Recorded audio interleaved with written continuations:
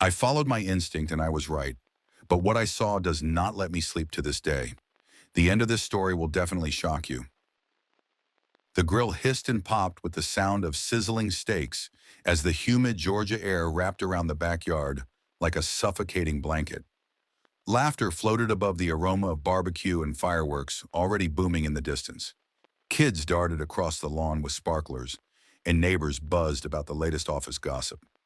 I stood there, a cold beer sweating in my hand, feeling, for one brief moment, like everything in my world was exactly where it should be. But that moment cracked open like a rotting egg the second I heard Sarah's laughter spill from the open garage door. I didn't think much of it at first. Maybe she was getting more drinks or pulling out extra chairs. But when I turned my head just slightly, pretending to admire the sky, I caught it, the unmistakable flicker of two shadows pressed too close together against the garage wall. Her soft giggle, his voice low and coaxing, and worse, the subtle brush of his hand along her arm, the way she leaned into it like it was second nature. Ethan, her goddamn boss. My pulse roared in my ears louder than the fireworks exploding above the treetops. I gripped the beer bottle so hard the glass threatened to crack, but somehow I forced a smile, turned back to the crowd, and even raised my drink in a cheerful toast. All the while, my gaze snapped back to Sarah and Ethan every few seconds. She moved like a woman floating on a current she didn't want to resist, her eyes flashing toward him in secret glances so obvious now that I knew what to look for. By the time the stars came out in full and the barbecue wound down, I wasn't drunk on beer. I was drunk on a fury so cold it froze the blood in my veins. But I didn't storm into the garage, didn't demand answers in front of our neighbors. No, I played the part of the good husband, arms slung casually around Sarah's waist while inside my mind was a twisting knot of suspicion and betrayal. Later that night, after the guests had gone, and Sarah lay passed out from too many drinks and maybe too much guilt, I moved through our darkened house like a man hunting a ghost. I found her purse, rifling through the mess with a shaking hand until my fingers brushed something slick and plastic. A phone. A burner. No case. No fingerprint lock. Just sitting there like a goddamn admission of guilt. I unlocked it easily, and what I found made my gut churn. Flirty texts, secret meetups, whispered promises that made my stomach turn. Every word was a blade slicing deeper into my heart, carving away every memory I thought was ours alone. As the clock ticked toward midnight, rage sharpened into cold focus. I grabbed my laptop and began hacking into her cloud backups, bypassing her flimsy passwords in minutes. What I found buried there, synced automatically and carelessly, was a whole second life. Photos, messages, locations. My fingers flew over the keyboard, heart hammering as a map of her betrayal unfolded before me. She thought she was so clever. She thought she was untouchable. But she didn't know the kind of man she had married. A man who made a living finding hidden patterns, uncovering secrets buried in terabytes of noise. Tonight, Sarah had no idea she had already lost. She just didn't know it yet, and I was only getting started. The days that followed were a living nightmare, wrapped in a careful mask. Every morning I kissed Sarah goodbye as if nothing had changed, watching her leave for work, with her perfect hair and that fake smile pasted across her lips. But inside me, something rotten was blooming. I couldn't stop it if I tried, and I didn't want to. Late at night, when the world went still and Sarah was asleep upstairs, I pored over every byte of stolen information. Each text, each location ping, each sly Venmo transaction peeled back another layer of her lies. 2 weeks into my digging, I struck gold, or poison, depending on how you looked at it. Hidden deep in her bank history were a series of secret Venmo payments, all directed toward a high-end spa just outside the city. The kind of place that didn't exactly advertise its more exclusive services. The payments were cleverly labeled: retreat deposit, team wellness, professional development. But one tag slipped through: weekend WE. Ethan. I stared at the screen, the bile rising in my throat. Weekend retreats she had sworn were work conferences, suddenly made perfect, disgusting sense. Every late return, every sudden last-minute business trip, every excuse I had swallowed like a goddamn fool, it was all right there, in dollars and cents, laughing in my face. I didn't sleep that night. Rage churned in my gut, but I knew better than to waste it on an argument that would lead nowhere. No, I needed precision. I needed patience. So instead of confrontation, I began setting the first domino in what would become a long, beautiful chain reaction. The plan started simple, a fake email. I crafted a near-perfect replica of Ethan's assistant's email style, using the company letterhead and the kind of clipped, polite language that screamed corporate.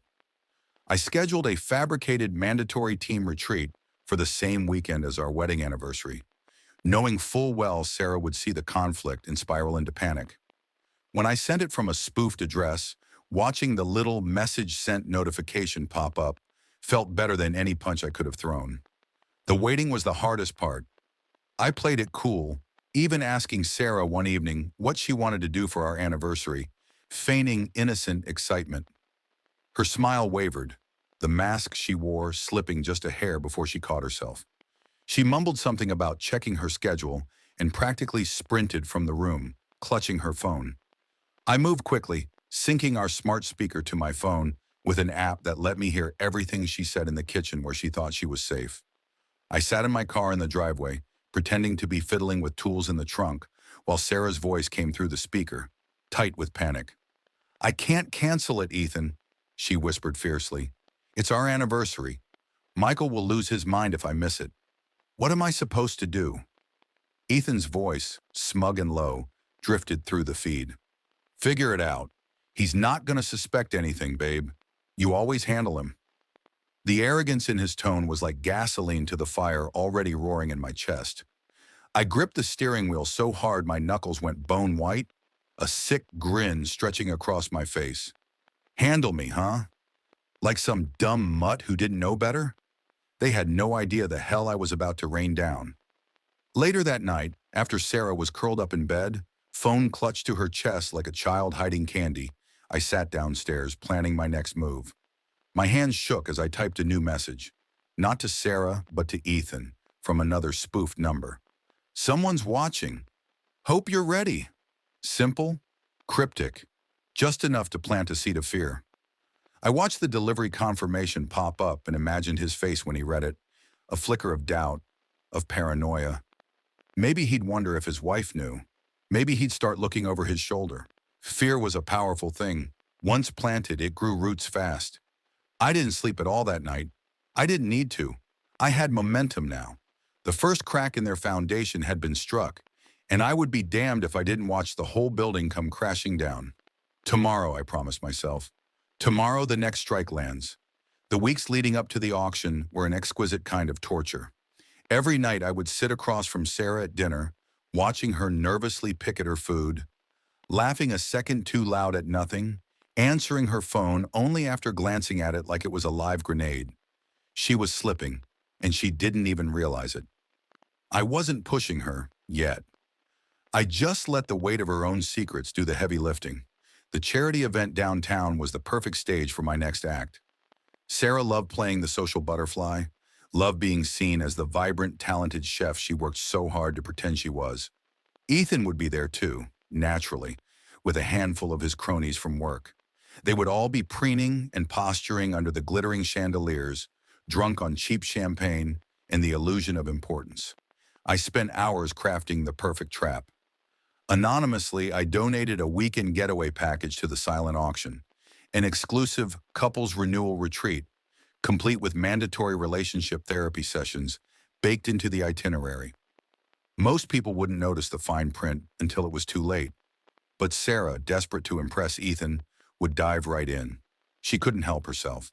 And just like clockwork, when the auction sheet went up, Sarah's name appeared in bold black ink next to the winning bid. I stood at the edge of the grand ballroom, wearing a rented tux and a pleasant, detached smile, watching her beam with false pride as she accepted congratulations. Ethan, hovering too close, offered his slimy applause. They had no idea they had just walked right into the mouth of the lion. The retreat's requirements were strict. 2 full days of relationship building, including candid therapy sessions where couples had to answer brutal questions from a licensed counselor. No skipping, no refund. I had arranged the sessions myself through a private connection, ensuring the counselor would push hard, pry deep, and drag the truth out into the open. By the second hour of the event, you could already see the cracks forming. Sarah's fake smile strained under the weight of whispered jokes about the retreat. She clutched her wine glass like it was a lifeline, her eyes darting nervously toward Ethan, whose face had twisted into an awkward, forced grin. I positioned myself carefully, floating near the bar, the perfect vantage point. I wasn't just watching them, I was studying them. Every stammer, every fake laugh, every poorly concealed look of dread painted a clearer picture of the panic setting in. The night dragged on with endless speeches and boring auctions, but I barely noticed. My heart pounded in my ears, not from nerves, but from something colder, sharper. Satisfaction. Watching Sarah squirm under the heavy glances of the crowd, feeling the judgment she imagined but couldn't quite locate, was better than any revenge fantasy I had ever concocted. Whispers started swirling by dessert, soft murmurs about how strange it was, Sarah winning a couples therapy retreat when everyone knew her husband, me, was right there, standing stoic at the bar. Curious glances, subtle smirks. Ethan's discomfort was a living thing now, clinging to him like sweat. Sarah tried desperately to keep the night afloat, laughing too brightly, touching his arm a little too long, like if she pretended hard enough, the ground wouldn't crack open beneath her feet, but it already had, and I had shoved her to the edge. I made sure to bump into them near the dessert table, all friendly smiles and casual banter. Sarah stiffened like I'd slapped her mouth twisting into a too-sweet grin that didn't reach her eyes. "Congrats on the big win," I said smoothly, raising my glass in a mock toast. "Hope you two enjoy the therapy sessions. They sound intense." Ethan coughed awkwardly, his hand slipping from Sarah's back. She laughed, a brittle, jagged sound that died quickly in the space between us. As I turned and melted back into the crowd, I could feel their panic following me like a scent on the wind. It filled my lungs, exhilarated me. For the first time in weeks, I felt alive. The night ended with Sarah leaving early, citing a headache no one believed. Ethan disappeared not long after, looking like he wanted to crawl under a table. I stayed until the very end, chatting with a few executives, planting tiny seeds of doubt where I could. By the time I drove home, the city lights flickering past my windows like dying stars, I knew the real games were just beginning. Sarah had no idea what she had truly won tonight. She thought the retreat would be the hard part. She hadn't even seen the storm yet. The high from the auction barely lasted a week before reality shoved another dagger into my ribs. It happened late on a Thursday night, after Sarah fell asleep early from another exhausting day at work. I needed to clear my head, maybe even convince myself there was still a line she hadn't crossed. Fool's errand. The first red flag came when I went out to the garage, planning to check her car's mileage against the trip logs she so dutifully submitted to her boss each month. Her purse was sitting in the front seat, half open like an invitation. I told myself not to look, but my hands moved before my brain could argue. There, wedged between gas receipts and a crumpled gym flyer, was a slip of yellowed paper, a pawn shop receipt. My mother's heirloom necklace, the one thing I had left of her. I felt the air rip out of my lungs like a sucker punch. The date on the receipt was 4 weeks ago, just after one of her team-building retreats. The amount listed wasn't much compared to its sentimental worth, because it wasn't the gold or the tiny diamonds that made it priceless. It was what it meant. My mother's hands fastening it around my neck when I graduated college. Her smile when she told me, "This will always bring you home, no matter how lost you feel." Sarah knew that. She knew, and still she pawned it to fund her weekends of betrayal. The rage that bloomed inside me was the kind that didn't come with yelling or slamming doors. It came with icy, calculated resolve. The kind that didn't break things. It broke people. Instead of confronting her outright, I pivoted. I crafted a fake bank alert, slipping it into her inbox through a spoofed email address. A notification about a fraudulent charge traced to the pawn shop. The trap snapped shut perfectly. I installed a recording app on her phone and waited. It didn't take long. Less than 24 hours later, Sarah was on the phone with the bank, her voice shrill and cracking, trying to explain the mysterious charge. I sat in my office, headphones in, savoring every word as she lied through her teeth, claiming the necklace had been stolen months ago, that she had no idea how the pawn shop had it. She begged them not to report anything to the police.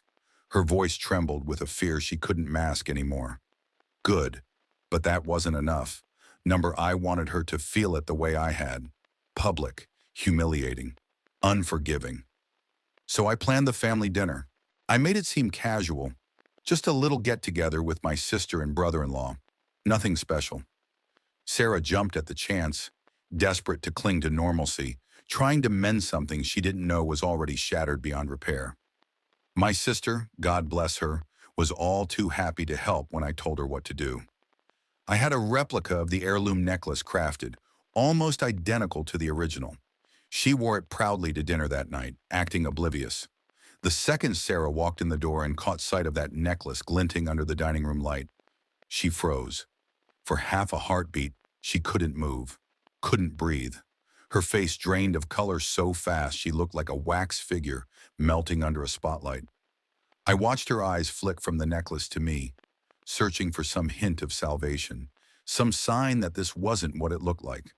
But all she found was my cold, unreadable smile. "So good to see you, Sarah," my sister chirped innocently, fingers brushing the fake heirloom. "I forgot how much I love this piece. Michael always said it was his favorite memory of Mom." Sarah mumbled something, maybe a compliment, maybe a prayer, and sat down so fast her chair scraped the floor like a scream. The rest of dinner was a slow, torturous descent into hell for her. Every laugh, every story, every mention of family history was another needle sliding under her skin. I didn't bring up the necklace. I didn't need to. The silence did the talking for me. Her stammered excuses about feeling unwell were met with polite, suspicious nods. My sister caught on quickly, flashing me the smallest of knowing smirks across the table. By the end of the night, Sarah could barely look anyone in the eye. She hugged my sister goodbye like a drowning woman clinging to wreckage, mumbling thanks as she bolted for the car. I stayed behind a moment, helping my sister clear the dishes. "She knows, doesn't she?" my sister said quietly, her voice dripping with something between pity and anger. "Oh yeah," I said. "She knows." And she wasn't even close to rock bottom yet. By the time Sarah announced her girls' weekend at Ethan's lakefront cabin, she wasn't even trying to hide the lies anymore. She barely met my eyes when she mumbled her excuses about spa treatments and yoga retreats. I nodded, smiling so warmly she probably thought I believed every goddamn word pouring out of her mouth. In truth, I had been planning for this weekend since the moment I uncovered that receipt. I found a local handyman through a friend of a friend, a guy who didn't ask questions when I paid him in cash to do one simple job: stage a gas leak at the cabin.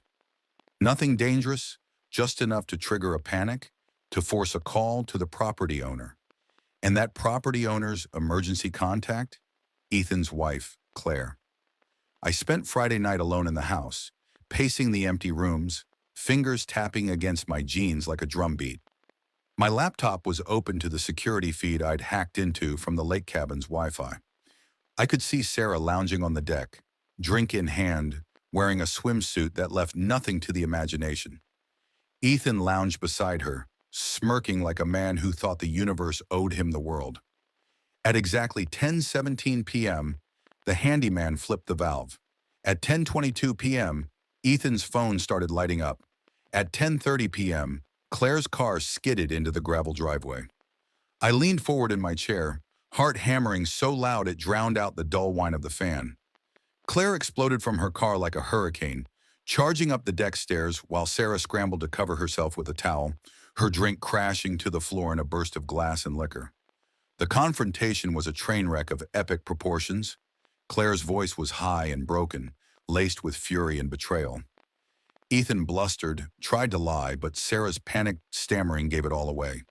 The camera caught every second, the wild gestures, the tears, the furious pointing. Claire's sobs cut through the night like a blade. I should have felt triumphant. I should have savored every moment of watching Sarah's carefully curated life fall apart at the seams. But as I listened to Claire's heartbreak echo through those speakers, something unexpected twisted in my chest. Guilt. Not for Sarah. No, that was long dead. But for Claire, the innocent bystander who had loved blindly, just like I had, and now stood bleeding in front of people who didn't even deserve her rage. And that was when I realized my revenge wasn't just burning Sarah's world down. It was burning everything around her too.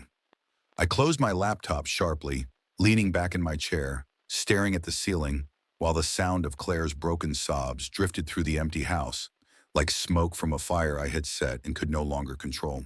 Later, I watched the feed again, studying every frame like an archaeologist sifting through ruins. Sarah clutched at Claire, sobbing apologies that only made things worse. Ethan stood there like a little boy caught with his hand in the cookie jar, his whole body slumped in defeat. Sarah's betrayal was no longer some hidden sin whispered in the dark. It was screaming now, exposed to the night air, where no amount of lies could muffle it. I stayed up until dawn, the sickly orange glow of the streetlights painting the walls of my office. My mind was a churning ocean of anger, triumph, guilt, and something colder, something sharper. The realization that I wasn't finished, not even close. The fire had just started, and I hadn't even touched the match to the biggest pile of gasoline yet. The morning after the cabin disaster, Sarah moved through the house like a ghost. She made coffee she didn't drink, wiped down spotless counters, and jumped every time my phone buzzed. Her guilt clung to her skin like smoke. She thought the worst was over. I wasn't done. I spent the next few days orchestrating my masterpiece, something grand, something public, something so deep it would etch itself into her bones. A surprise vow renewal ceremony arranged under the guise of rekindling our love after all the hard times. She would never see the noose tightening around her neck until it was too late. I picked the church we were married in, that big whitewashed cathedral Sarah adored for its romantic ceilings and beautiful acoustics. I invited everyone, friends, family, old co-workers, even Ethan's parents. They loved Sarah, worshipped her. Perfect, smiling Sarah. It would make the betrayal taste even sweeter when it all crumbled. I even had a custom dress made for her. A beautiful, simple white gown fitted with a tiny hidden microphone stitched into the bodice. She thought I was being romantic. She thought maybe I still believed in her. She didn't know I was sharpening the axe. The day of the ceremony arrived on a cloudless Sunday, bright and warm, the air heavy with the scent of blooming flowers. The church filled with familiar faces, smiles stretched tight across faces that had no idea they were about to witness a different kind of mass. One made not of prayer, but of destruction. Sarah looked beautiful, radiant even, as she walked up the aisle to meet me at the altar. For a heartbeat, just one, I felt the echo of what we used to have. I almost faltered, but then I saw Ethan in the third pew, his eyes darting to Sarah like a moth to a flame, and the feeling burned out of me like dry leaves under a magnifying glass. The pastor gave a short speech about love enduring hardships. I stood before the crowd, took Sarah's hands in mine, and delivered my vow renewal speech. I spoke of trust, of forgiveness, of second chances. My voice didn't crack once, though every word I said was a dagger twisting deeper into Sarah's heart. I watched her face carefully, the trembling lower lip, the sheen of sweat at her hairline, the way her fingers tightened around mine, not in love but in sheer panic. Because while I spoke, the hidden microphone fed her every whisper straight to my phone. And while the ceremony carried on, Sarah leaned closer to Ethan during a hymn, her voice nothing more than a desperate hiss caught perfectly on the recording. We have to get out before it's too late. I clenched my jaw so hard it hurt, but I smiled, squeezing her hand, pretending I didn't hear a thing while inside me. Something sharp and monstrous roared. After the ceremony ended, while Sarah shook hands and received congratulations she didn't deserve, Ethan's mother approached her, a sharp-eyed woman who had adored Sarah almost as much as she adored her son's carefully curated career path. She sensed something was off. She always had good instincts. "What's wrong, dear? You look unwell," she said, voice low but firm enough that a few people nearby pretended not to eavesdrop. Sarah's defenses shattered. Her eyes welled up with tears, her mouth opening and closing like a fish gasping for air. I watched her crumble, the fake smile sliding off her face, replaced with raw panic. She couldn't answer. Not with the weight of her sins pressing down on her chest. Not with Ethan's mother's judgment pinning her to the floor. The tears spilled over. Real ones, ugly ones. She fled into a side hallway, a choked sob breaking loose as she went. I stayed where I was, politely thanking guests, shaking hands, offering calm smiles. On the outside, I was still the loving, patient husband. On the inside, I was coiling tighter and tighter, preparing for the final blow. The ceremony wasn't closure, it was a funeral. Sarah just hadn't realized she was the one being buried yet. The day of the food festival felt like the calm before a hurricane. I arrived early, blending into the logistics crew, wearing a vendor pass and a neutral expression. The Atlanta heat hung heavy in the air, already thick with the scent of spices, smoke, and sweet things charred on open flames. It was perfect. Too perfect. Sarah had no idea what was waiting for her. She stood beneath her booth's tent, white chef coat crisp, her hair pinned up in that confident, polished way she always used when she wanted to look like she had everything under control. The crowd in front of her was thickening by the minute. Cameras were being set up. A local news crew was already warming up near the main demo stage. And on the towering LED screen behind her, a slideshow of curated, happy moments scrolled gently through memories she didn't deserve anymore.